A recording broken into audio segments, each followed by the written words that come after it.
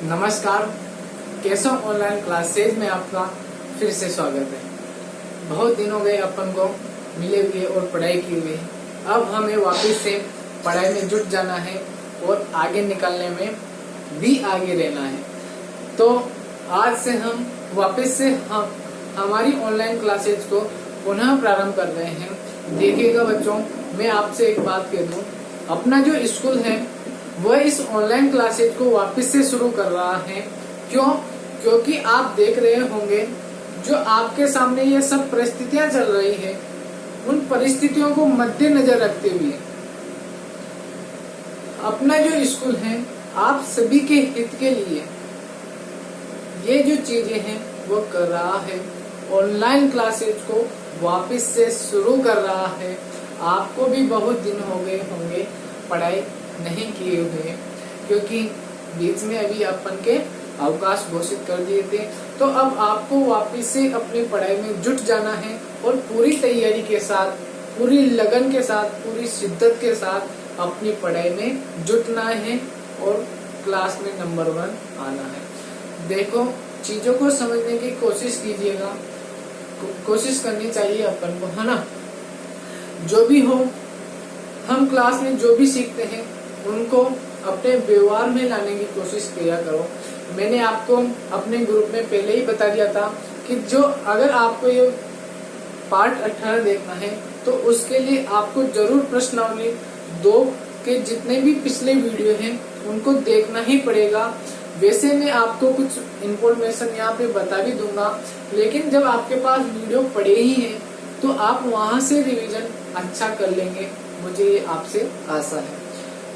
फिर भी मैं अभी आपको थोड़ा सा बता दूंगा। तो मैंने आपको इस स्थिति से अवगत करा ही दिया है कि क्यों वापस से ऑनलाइन क्लासेस शुरू की जा रही हैं, क्योंकि कैसे भी करके आपका नुकसान नहीं होना चाहिए, इसी को मद्देनजर रखते हुए ये सब प्रोग्राम किया जा रहा है। और जब हम इन सभी चीजों के लिए इतना प्रयास कर रहे हैं तो बच्चों, आपका दायित्व और आपका कर्तव्य भी बनता है कि आप हमारा पूरा साथ दो और पूरी शिद्दत के साथ, पूरे मन के साथ अपना होमवर्क करो।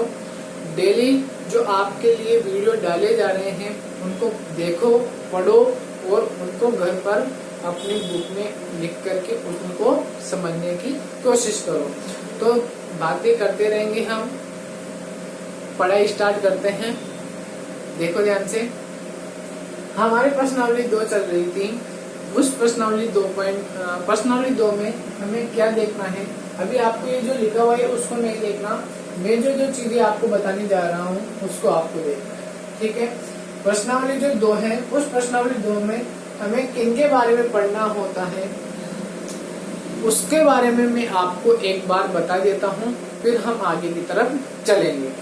तो प्रश्नावली 2 में किन किन चीजों के बारे में हमें पढ़ना होता है उसके लिए देखना ध्यान से। प्रश्नावली 2 का जो नाम था बच्चों, वह था एक चर वाले रैखिक समीकरण। एक चर वाले रैखिक समीकरण। यहाँ पर एक शब्द आया है चर और एक शब्द आया है रैखिक। इन दोनों शब्दों का क्या अर्थ होता है, क्या मतलब होता है, उसी के बारे में हमें इस प्रश्नावली के अंदर पढ़ना है। तो मैं आपको बता दूं, पहले भी मैंने आपको बताया था कि जो चर होते हैं यानी कि ऐसी चीजें जिनका मान अज्ञात हो, यानी कि जिनको हमें ढूंढने की आवश्यकता होती है, उनको हम क्या मान लेते हैं, कोई चर मान लेते हैं। जैसे कि x हुआ, y हुआ, z हुआ, p हुआ, s हुआ, कुछ भी, यानी कि इनमें से किसी एक चर का मान हमें ज्ञात करना होता है। और उन चर का मान जिस समीकरण की सहायता से हम ज्ञात करते हैं उसमें एक और अगर सिस्टम जुड़ जाए, एक और चीज जुड़ जाए, क्या, रैखिक। यानी कि रैखिक का मतलब होता है कि जो आप ये चर ले रहे हो, इन सभी चरों के ऊपर मात्र और मात्र केवल अधिकतम कितनी घात होनी चाहिए बताओ, एक ही घात होनी चाहिए, एक से अधिक घात नहीं होनी चाहिए। तो इस प्रकार के जो समीकरण होंगे वो किस प्रकार के होंगे बताओ, एक चर वाले रैखिक समीकरण होंगे। बाकायदा सभी क्वेश्चन इस प्रश्नावली के अंदर आएंगे। ये मैंने थोड़ा सा आपको बताया था कि एक चर वाले रैखिक समीकरण क्या होते हैं, पूरा का पूरा समझ में आ जाएगा जब हम क्वेश्चनों को हल करने की कोशिश करेंगे। ध्यान से देखेगा, मैं एक दो चीजें आपको और बता दूं, फिर हम डायरेक्ट प्रश्नावली पे चलेंगे। गौर करेगा, प्रश्नावली 2.2 हम स्टार्ट करेंगे। उससे पहले जो मैंने प्रश्नावली 2.1 में आपको सिखाई था, आपको समझाने की जो कोशिश की थी, उसका थोड़ा सा हिंट मैं आपको देता हूँ। 2.1 में हमने किस किस प्रकार के क्वेश्चन किए थे ये मैं आपको बता दूं। वहां पर क्वेश्चन आते थे 3x + 2 = 14, है ना, इस प्रकार के क्वेश्चन आते थे। 2y + 6 = 10, इस प्रकार के बहुत सारी समीकरणें आती थी जिनको हमें हल करना होता था। हल करने का मतलब होता है यहाँ पर कि जो चीज हमें पता नहीं है उसका मान ज्ञात करना। तो 14 पता होता है, 3 पता होता है, 2 पता होता है। ऐसी क्या चीज है जो हमें पता नहीं है, x, और इसी का मान ज्ञात करना ही क्या कहलाता है, इस समीकरण को हल करना कहलाता है। तो इन सभी चीजों के बारे में हमने प्रश्नावली 2.1 में अध्ययन कर लिया है। मैं फिर से आपसे दोहरान कर रहा हूँ कि आपको प्रश्नावली 2 के जो पिछले वीडियो हैं वो जरूर देखने हैं। अगर आप उनको नहीं देखोगे तो कहीं ना कहीं आपके कुछ न कुछ कसर रह जाएगी, वह कुछ नहीं रहे। तो इसलिए आपको वो वीडियो जरूर देखने हैं। वैसे समझ में आपको आ रहा होगा, ये सब चीजें आपने 7th क्लास में भी की थी। मैं आपको इसके बारे में पहले भी जिक्र कर चुका हूँ आपसे। तो इस प्रकार की जो समीकरणें होती है, उन्हीं समीकरणों को हल करने की कोशिश हमने 2.1 में की थी। अब 2.1 और 2.2 में क्या अंतर है वो ध्यान से देखना। 2.1 में इस प्रकार के क्वेश्चन आए थे। अब क्या होगा बच्चों, 2.2 में क्या होगा, ये जो समीकरण होगी वो हमें डायरेक्ट नहीं दी गई होगी। इस समीकरण को प्राप्त करने के लिए हमें एक इबारत दी गई होगी। एक इबारत की सहायता से हमें क्वेश्चन का फॉर्मेट दिया होगा और उस क्वेश्चन के फॉर्मेट की सहायता से हमें किसका मान प्राप्त करना होगा, बताओ, इस समीकरण का मान ज्ञात करना होगा। और इस समीकरण की सहायता से x का मान ज्ञात करना हमने किसमें सीख लिया, बताओ, 2.1 में। इस प्रकार से हम क्वेश्चनों को हल करेंगे। तो क्या करना है अपन को, 2.2 में इबारत के जैसे क्वेश्चन आएंगे, इबारत की सहायता से हमें समीकरण बनानी है और समीकरण को हल करना हमने प्रश्नावली 2.1 में सीख लिया है। तो जो भी रुकावटें हैं या जो भी बाधाएं हैं वो हमें कहां से कहां तक आने वाली है, बताओ। समीकरण को हल करना हमने सीख लिया, तो फिर क्या नहीं सीखा, बताओ, इबारत से समीकरण बनाना। और यही चीज हम प्रश्नावली 2.2 में समझेंगे कि किस प्रकार से इबारत से हम समीकरण प्राप्त करते हैं। आओ इस पर चर्चा करते हैं। जैसे कि मैंने आपके सामने यह एक इक्वेशन लिख रखी है। अब अगर ये इक्वेशन को डायरेक्ट देता, यह इक्वेशन वो डायरेक्ट आपको देता और हल करने की कहता, तो आप तो इसमें माहिर हो चुके हो। इसको बहुत आसानी से आप हल कर लेते और आपका आंसर आ जाता। लेकिन वह क्या करेगा, वह आपको समीकरण डायरेक्ट नहीं देगा। क्या करेगा, वह इसको इबारत के फॉर्मेट में जमा देगा। जैसे कि वो कह देगा कि राम की आयु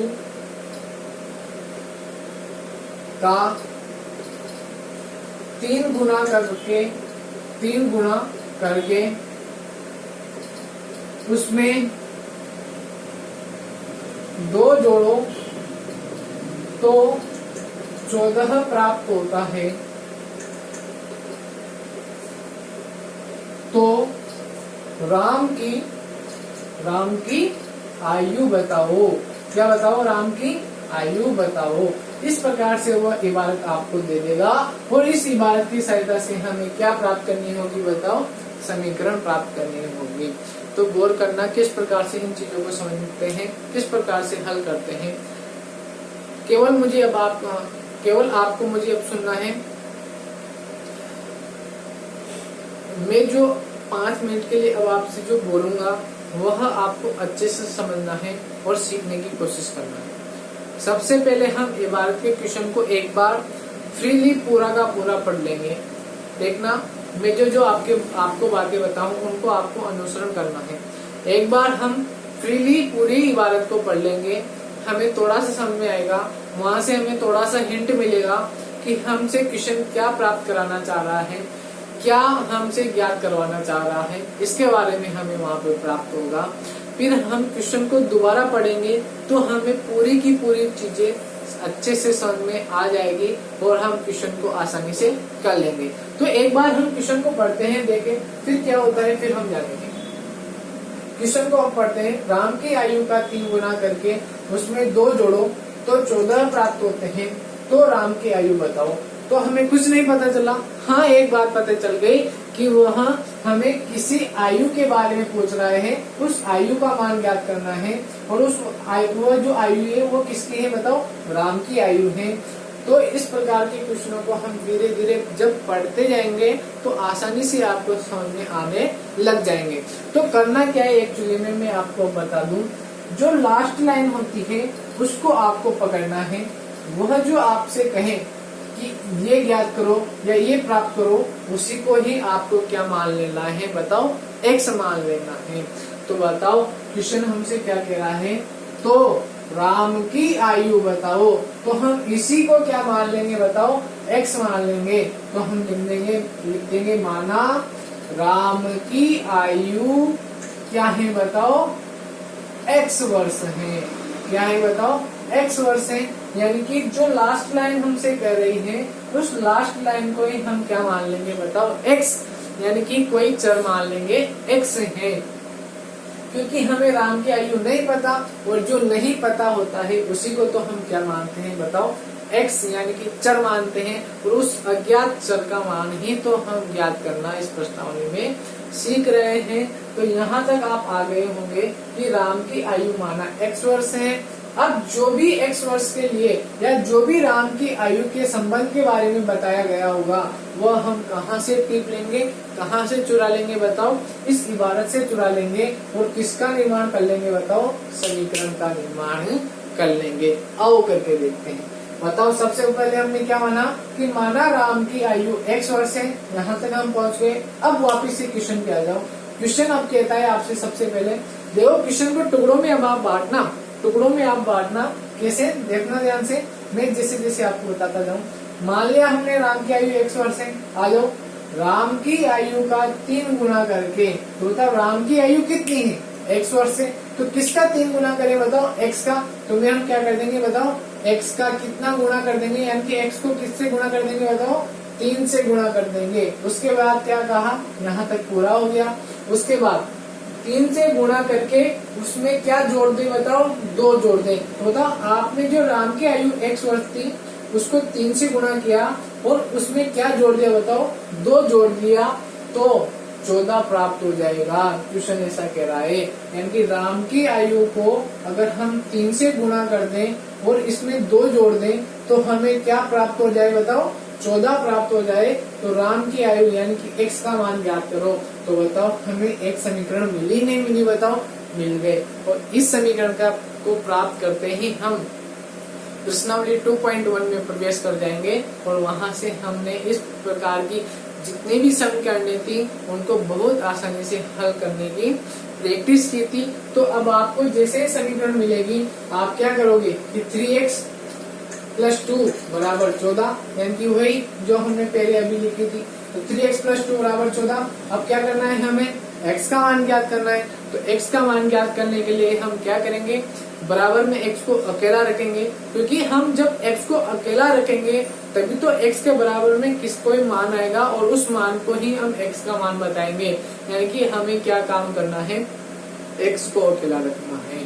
तो x को अकेला रखने के लिए क्या करेंगे बताओ, सबसे पहले 2 को उधर भेज देंगे तो 3x बराबर हो जाएगा ये 14, 2 उधर जाते हैं -2, तो 3x बराबर 14 में से 2 गए तो 12 और 3 से 12 कटे तो 4। तो बताओ x का मान कितना आ गया, 4। यानी कि उसकी आयु कितनी रही होगी, x वर्ष, यानी कि 4 वर्ष रही होगी।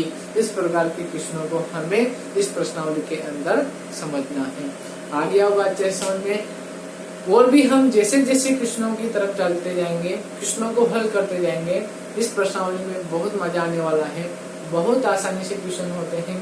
जो बच्चा दिमाग लगाएगा उसको यह प्रश्नावली इतनी अच्छी लगेगी, समझो मतलब वो तो इन प्रश्नों को कर करके इतना खुश हो जाएगा। देखना ध्यान से, आपको ही मजा आएगा। देखना इसको मैं हटा देता हूँ। अब हम डायरेक्ट प्रश्नावली 2.2 के क्वेश्चन नंबर पहले पे चलते हैं। अच्छा हुआ आयु के बारे में पूछे, किसी के भी बारे में पूछ सकता है, जिसके भी बारे में वो आपसे जानने की कोशिश कर रहा है उसको ही हम क्या मान लेंगे कि माना वह चीज क्या है, बताओ एक्स है। क्या मान लेंगे बताओ कि माना वह चीज एक्स है। अब वो चीज संख्या हो, चाहे आयु हो, चाहे कुछ भी हो, हमें उसको क्या मानना है बताओ, एक्स मानना है। माना वह चीज एक्स है तो हमारा आधा काम हो जाएगा। तो आइए जल्दी से हम क्वेश्चन नंबर फर्स्ट को करते हैं। क्वेश्चन क्या कह रहा है बताओ, क्वेश्चन कुछ भी कहे, हमें क्या करना है, क्वेश्चन को एक बार फ्रीली पढ़ना है, उसके बाद में हम बात करेंगे। अगर आपको किसी संख्या से 2 घटाने और परिणाम को 1/2 गुणा करने पर 1/8 प्राप्त होता है तो वह संख्या क्या है, कुछ समझ में नहीं आया। क्या करेंगे, सबसे पहले हम यह करेंगे, जानने की कोशिश करेंगे क्वेश्चन में क्या दिखा था। हमें क्वेश्चन में दिखा था कि एक संख्या है, उसके बारे में हमें प्राप्त करना है। गौर करें ना कि लास्ट टाइम क्या कहते हैं बताओ, तो वह संख्या क्या है। तो हम मान लेंगे, उत्तर में यहाँ पर मैं लिखना जा रहा हूँ, क्या लिखूंगा कि माना वह संख्या क्या है बताओ, एक्स है। माना संख्या क्या है बताओ, एक्स है। अब जो भी एक्स के बारे में बताया जाएगा वो चीजें हम यहाँ पर संबंध के रूप में लिखने स्टार्ट कर देंगे और हमें एक समीकरण प्राप्त हो जाएगी, उसी को हमको हल करना है। तो माना संख्या एक्स है। तो अब बताओ जो भी क्वेश्चन कहेगा वो हम लिख देंगे, लिखेंगे प्रश्नानुसार। प्रश्नानुसार गौर करना, अच्छे से समझने की कोशिश करना। प्रश्नानुसार, तो प्रश्न को पढ़ो। प्रश्न क्या कहता है, प्रश्न कहता है कि अगर आपको किसी संख्या से, तो बताओ वह संख्या जो आपसे कह रहा है वो संख्या हमने क्या मान ली बताओ, एक्स मान ली। तो क्वेश्चन ने क्या कहा कि अगर आपको किसी संख्या से 2 घटाने पर, तो सबसे पहले इतना सा आपने किया, तो बताओ उसमें वो एक्चुअली में क्या कह रहा है, सबसे पहले कि कोई संख्या है, उस संख्या में से आप क्या घटाओ बताओ, 2 घटाओ। यही कहा उसने कि अगर आपको किसी संख्या से 2 घटाने पर, यहाँ तक आप आ गए, यानी कि उस संख्या में से आपने क्या कर लिया, 2 को माइनस कर दिया, आगे बढ़ो। और परिणाम को, यानी कि संख्या में से आप जो 2 घटाओगे और जो फाइनल रिजल्ट आएगा उसको आपको क्या करना है, उस परिणाम को, यानी कि उस रिजल्ट को किससे गुणा करना है बताओ, 1/2 से गुणा करना है। यानी कि ये जो रिजल्ट आएगा उसको किससे गुणा करना है बताओ, 1/2 से गुणा करना है। तो जैसे ही आप गुणा करोगे तो आपको 1/8 प्राप्त हो जाएगा। यानी कि इसको जब आप करोगे तो आपको क्या प्राप्त हो जाएगा बताओ, 1/8 प्राप्त हो जाएगा। तो वह संख्या क्या है। यहाँ तक आपको अगर अच्छे से समझ में आ गया होगा तो कोई प्रॉब्लम नहीं है। अब आपको इस प्रश्नावली के अंदर वापस से समझते हैं। सबसे पहले हम क्वेश्चन पढ़ेंगे। अगर आपको किसी संख्या से 2 घटाने और परिणाम को 1/2 से गुणा करने पर 1/8 प्राप्त होता है तो वह संख्या क्या है। तो सबसे पहले हम लास्ट लाइन पे जाएंगे, तो वह संख्या क्या है। हम मान लेंगे कि माना वह संख्या x है, माना वह संख्या x है। अब जो भी प्रश्न कहेगा वो उसको हम यहाँ पर छाप लेंगे। प्रश्न ने क्या कहा कि अगर आपको किसी संख्या, जो संख्या हमने मानी है x, उस संख्या से क्या कर रहे हैं, उस संख्या से 2 घटाएं, यानी कि उस संख्या में से किसको घटाएं बताओ, 2 को घटाएं और जो परिणाम आएगा, यानी जो रिजल्ट आएगा, यानी कि उस संख्या में से 2 घटाने पर जो रिजल्ट आएगा, यानी कि इस पूरे रिजल्ट को अगर मैं 1/2 से गुणा कर दूं, तो मैंने 1/2 से गुणा कर दिया। तो क्वेश्चन क्या कह रहा है, अगर आप ऐसा करोगे तो ऐसा करने पर 1/8 प्राप्त होगा। यानी कि इस पूरे का मान किसके बराबर आ जाएगा बताओ, 1/8 के बराबर आ जाएगा। ऐसा क्वेश्चन ने हमसे कहा है। तो हम क्या करेंगे, अब अपन ने संख्या क्या मानी थी बताओ, x मानी थी, तो हम बस संख्या की जगह क्या रख देंगे बताओ, x रख देंगे। तो आगे चल रहा है 1/2 इंटू में संख्या का मान रख देंगे x माइनस में 2 बराबर में 1/8। यहाँ तक अगर आपको अच्छे से समझ में आ गया हो तो यहाँ तक आप नोट कर लिए जल्दी से। यहाँ तक आपको अच्छे से समझ में आ गया होगा। फिर से मैं रिपीट कर रहा हूँ। क्वेश्चन ने कहा कि वह संख्या क्या है, तो हमने कह दिया कि माना वह संख्या x है। अब उस संख्या के बारे में प्रश्न क्या कह रहा है? प्रश्न कह रहा है कि उस संख्या से 2 घटाने पर, तो हमने संख्या में से 2 घटा लिया। उसके बाद उसने कहा कि जो परिणाम आएगा यानी जो रिजल्ट आएगा उसको आप 1/2 से क्या कीजिए, गुणा कीजिए। यानी कि इस रिजल्ट को आप 1/2 से क्या कीजिए, गुणा कीजिए। अगर आप ऐसा करते हो यानी कि ऐसा करने पर आपको क्या प्राप्त होगा, 1/8 प्राप्त होगा। यानी कि हम किसी संख्या में 2 घटाएं और उस रिजल्ट को 1/2 से गुणा करें तो हमें क्या प्राप्त होगा, 1/8 प्राप्त होगा। तो वो संख्या याद करो। तो बताओ संख्या की जगह हम क्या लिख देंगे, बताओ x रख देंगे और इस प्रकार की जो समीकरण हमें मिलेगी उसको सोल्व करना। तो हमें प्रश्नावली 2.1 में सीख लिया था हमने। तो क्या करेंगे बताओ, सबसे पहले ये 1/2 है तो इसको सोल्व करने की कोशिश करेंगे, क्योंकि हमें x अकेला चाहिए और x अकेला रखने के लिए हमें इस समीकरण को हल करना पड़ेगा। तो आप क्या करेंगे, सबसे पहले x - 2 तो जैसा का जैसा देंगे, तो इस कोष्ठक को, इस 1/2 को आप उधर ले जाइए। अब आप मुझे बताइए, ये 2 नीचे हैं और ये 1 ऊपर है, तो आपको बताइए जब बराबर का नियम क्या कहता है, बराबर का नियम कहता है कि जो चीज इधर है वो जस्ट इधर जाते ही उल्टी हो जाएगी। यानी कि ये बताओ, ये 2 है वो इधर भाग में है यानी कि बटे के नीचे है, तो इधर जाते ही क्या हो जाएगी, बताओ बटे के ऊपर चली जाएगी। तो बताओ मैंने ये 1/8 लिखा, तो बताओ जो चीज इधर 1/2 थी वो इधर जाते ही क्या हो जाएगी, बताओ 2/1 हो जाएगी। और यहाँ से 2 का भाग 8 में चला जाएगा 4 बार। तो यहाँ से हमें प्राप्त होगा x - 2 बराबर 1/4। यहाँ तक आपको अच्छे से समझ में आ गया होगा, यहाँ तक आप नोट कीजिएगा। उसके बाद हम आगे की तरफ चलते हैं। देखिएगा x - 2 बराबर 1/4 हमें प्राप्त हो चुका है। इसके बाद क्या करेंगे हम, इसके बाद करेंगे हम इस 2 का पक्षांतरण, ताकि हमें उस x का मान प्राप्त हो जाए। तो x बराबर हम क्या करेंगे, 1/4 तो है से, जब 2 उधर जाएगा तो मैंने अभी बोला कि जो 2 इधर काम करेगा जस्ट उल्टा उधर करेगा। 2 यहाँ पर माइनस का काम कर रहा है तो इसका जस्ट उल्टा यानी कि प्लस का 2 यहाँ पर काम करेगा। यानी कि माइनस के 2 जब बराबर के उधर जाते हैं तो किसमें बदल जाते हैं, बताओ प्लस के 2 में बदल जाते हैं। तो बताओ यहाँ से एलसीएम लेना अब आपको आता ही है। इसके लिए मैंने अलग से वीडियो आपके लिए बना रखा है। 4 और 1 का एलसीएम होता है 4। 4 का 4 में भाग लिया एक बार, 1 को 1 से गुणा किया तो 1 प्लस में 1 का भाग 4 में 4 बार, और 4 को 2 से गुणा किया तो 8। इस प्रकार से आपकी समीकरण मिलेगा x बराबर 9/4। यहाँ तक आप नोट कर लीजिएगा।